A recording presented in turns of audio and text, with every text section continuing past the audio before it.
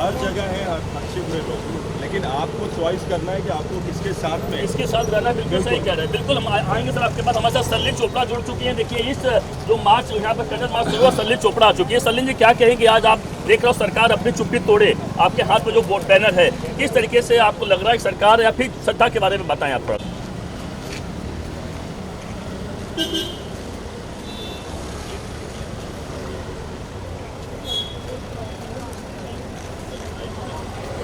Please, please.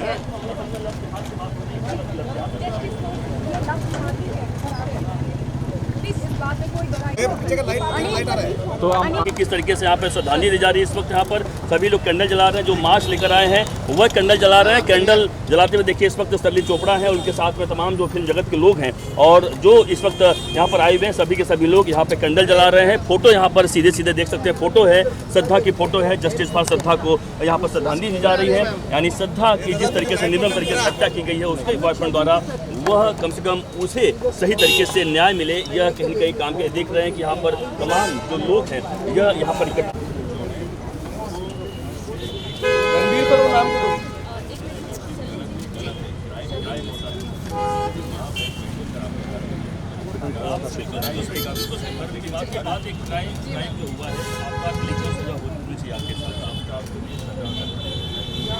थोड़ा पीछे आ जाना, फाइट किया आप लोगों ने। बहुत बड़ी बात कर रहे हैं, देख रहे हैं कि ये बॉलीवुड के तमाम लोग हैं, यह मांग कर रहे हैं। आप कैसे देखते हैं साथ में आपके इस कृत्य को, श्रद्धा को श्रद्धांजलि देने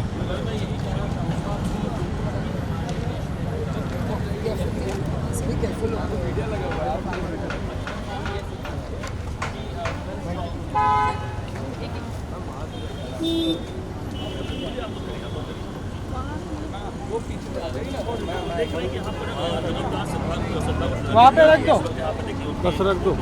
लगाए गए उनको हाथ चढ़ाया जा रहा है और कहने का मतलब साफ आप देख सकते हैं कि जितने भी लोग यहाँ पर इस वक्त यहाँ पर मौजूद हैं, सभी के सभी लोग यहाँ पर श्रद्धांजलि दे रहे हैं श्रद्धा को। और ये एक हैशटैग चला कर रखा हुआ जस्टिस फॉर श्रद्धा, साफ करते हैं। लोगों को लगता है कि अरे श्रद्धा हमारी कौन लगती है, हमारी लगती है, हमारी श्रद्धा बहन लगती है, इस देश की बेटी है। इस नाते के अनुसार हमारा फर्ज बनता है कि हम उनके लिए न्याय की गुहार लगाएं। तो क्या अगर उनका जन्म किसी दूसरी माँ की कोख से हुआ तो क्या? अरे हम सब देश के नागरिक हैं। कल के दिन अगर हमें कुछ हो जाए तो हम क्या समझें कि अरे हमारा तो कोई है नहीं, हाँ आगे पीछे कोई है नहीं। ऐसे नहीं होता है। हम एक समाज, बिल्कुल हम जंगल में नहीं जी रहे हैं, हम एक समाज में जी रहे हैं। यहाँ गुंडाराज नहीं चलेगा। मैम जैसे कि एविडेंस पुलिस जुटाने की कोशिश कर रही है, हर जगह जुटाने की, जैसे कि मोबाइल अगर हम बात करें, भाईंदर के जो वासिक खाड़ी में जो डाल दिया था उसने, तो अभी तक कुछ बरामद नहीं हुआ है। तो क्या कहना चाहोगे कि पुलिस की जो इन्वेस्टिगेशन है, क्या आपको लगता है इतना बड़ा केस सीबीआई को जाना चाहिए? What is your think about that? जी मैं अनुरोध करती हूँ केंद्रीय सरकार से कि जल्द से जल्द एक कमेटी बिठाई जाए ताकि ये जो कड़ियाँ टूटती हुई नज़र आ रही हैं, उन कड़ियों को जोड़ दिया जाए मजबूती से। जैसे श्रद्धा का मोबाइल फ़ोन और उनका कटा हुआ सिर और जिस आरी से उनके शव के टुकड़े किए गए वो आरी अभी तक लापता है। और भी कई सारी he strangled her. Ji He strangled her first, no? Ji She उसका died गला and घोट then कर he, उसे मार डाला। cut her जी into pieces. तो Very wrong. The person you love, you cannot kill. Ji How can you kill that person whom you love so much? You can't kill. प्यार इश्क मोहब्बत के नाम पर प्रेमी आफ्ताब ने श्रद्धा वालकर के 35 टुकड़े कर दिए। Right. ये और 35 टुकड़े करने के बाद उनकी कटी हुई मुंडी को फ्रिज में रखकर रोज उसे देखता था वो, मतलब मिस करता था। हम लोग इतना डर रहे हैं सोच के। You said that देखता है। We are so scared. Hi tech technology हमारी, इतनी हाईटेक टेक्नोलॉजी, हम लोग इतने फास्ट उसमें 5G में हम लोग पहुंच गए हैं, और इस तरह की चीजें हमें पकड़ने में कितना देरी लगना चाहिए? 6 महीने बाद हमें पता चला, 6 महीने तक वो लापता रही और किसी को कोई फर्क नहीं पड़ा। ऐसे कैसे हो सकता है, समझ में नहीं आ रहा है। मैम चाहे पुलिस भी इन्वेस्टिगेशन करो, लेकिन बाद में कोर्ट से छूट जाए तो आप क्या कहना चाहेंगे? क्योंकि चावला रेप केस में हाई कोर्ट हो, ट्रायल कोर्ट हो, इन्होंने तो फांसी की सज़ा दी थी, लेकिन at the end supreme court ने उनको छूट दे दी, क्योंकि उनको जजेस को लगा कि जो पुलिस ने जो इन्वेस्टिगेशन की वो सही तरीके से नहीं की, और जो आरोपी थे उनको भी बरी कर दिया गया, और उन्हें इस केस में री इन्वेस्टिगेट होना चाहिए अगर जजेस को लग रहा था सुप्रीम कोर्ट को, लेकिन उनको बरी कर दिया गया। और जो पुलिस ने इन्वेस्टिगेट किया था, डीएनए भी पूरी तरह से मिला था, और उन्हें से किडनैप किया था और एसिड फेंका था, और चावला रेप केस पर, लेकिन उसमें भी बरी हो गया था। देखिए, अगर आफ्ताब पूनावाला को सजा नहीं मिलती है तो ये सिलसिला चलता रहेगा। हर आए दिन किसी ना किसी बहन या माँ के शव के टुकड़े होते रहेंगे। हर आए दिन किसी ना किसी महिला का यौन शोषण होता रहेगा, बलात्कार होता रहेगा। इसलिए मैं अनुरोध करती हूँ पुलिस प्रशासन से और न्यायालय से कि एक मिसाल बनाएं, समाज में रहने वालों के लिए एक मिसाल बनाएं, उन्हें बताएं कि अगर आप कानून के साथ खिलवाड़ करोगे तो आपको सजाए मौत मिलेगी। आपका कोई हक नहीं बनता कि आप किसी को मौत के घाटे उतार दें। अरे आपकी बनती नहीं है अपनी प्रेमिका से, आप वॉकआउट करो ना रिलेशनशिप से। आपका क्या हक बनता है कि आप उसे खत्म कर दें, और खत्म करके आपका जी नहीं भरा, उसके बाद आपने उसके शव के 35 टुकड़े किए। That is to save himself he did it. To save ताकि himself. कोई सबूत ना रहे।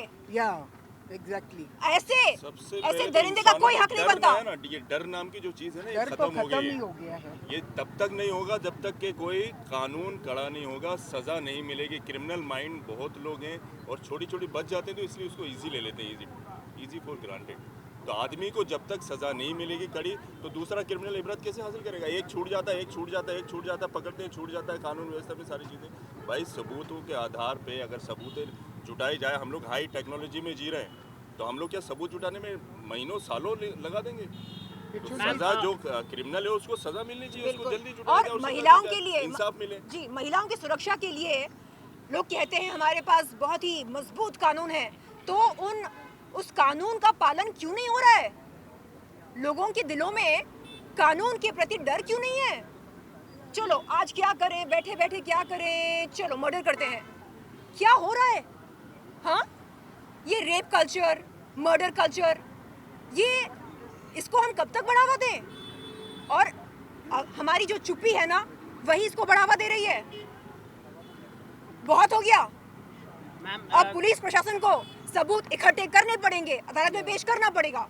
मैम, लव जिहाद के बारे में भी कहा जा रहा है, आप कैसे देख रहे हैं कि लव जिहाद क्या ये सही है या गलत है? आपको क्या लगता है इस पर? देखिए, लव जिहाद किसी की काल्पनिक सोच नहीं है, ऐसा होता आ रहा है इस देश में। लव जिहाद है क्या असल में?